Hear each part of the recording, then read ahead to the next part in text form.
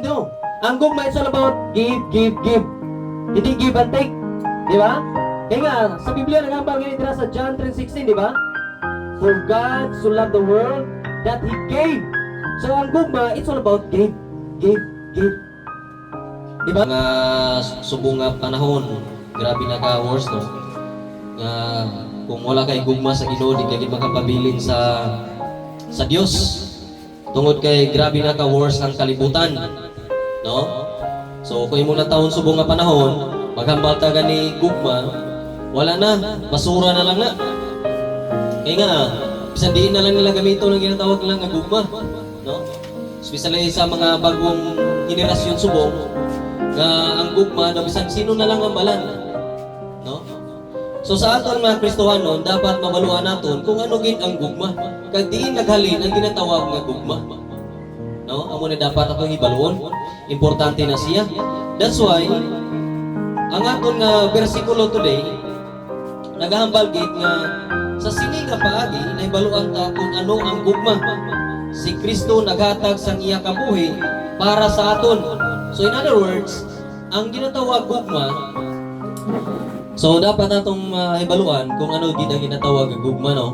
Importante gina sa aton nga mga ginatawag mga Kristohanon. Kay ang gugma sa aton di nato na maintindihan not unless ikaw mismo maka-encounter sa aton Ginoo nga si Ginoong Hesus, no? That's why damo mga pamangkot kung ano bala ang gugma.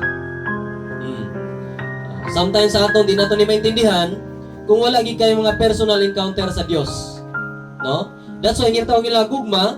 Hambal gani dire, ang gugma is from God and is unconditional commitment towards imperfect people to seek their highest good, which may require sacrifices for God's glory. So amo na ang ginatawag nga gugma. Ano daw ang gugma? From God. So kung ina nga tao naghambal sa aton o gina mga abya naghambal naton nga love kiti ka, pero hindi nila love ang Dios, hindi na matutuon nga gugma. No? Kaya ang gugma is from God. Unconditional commitment. And then, ginahigugma ka, wala na siya maka-expect na magbalos pa ba? Amen? Kaya sometimes kita, dapat give and take. No.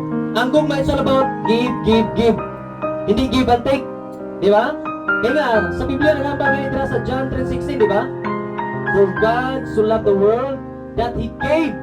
So, ang gugma, it's all about give, give, give.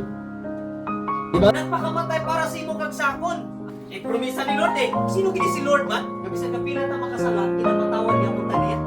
Pero paano na ihatag sa Ginoo ang blessing ang ginapangayo mo, ginapangamuyo mo kung ikaw mismo nagkulang sa Ginoo?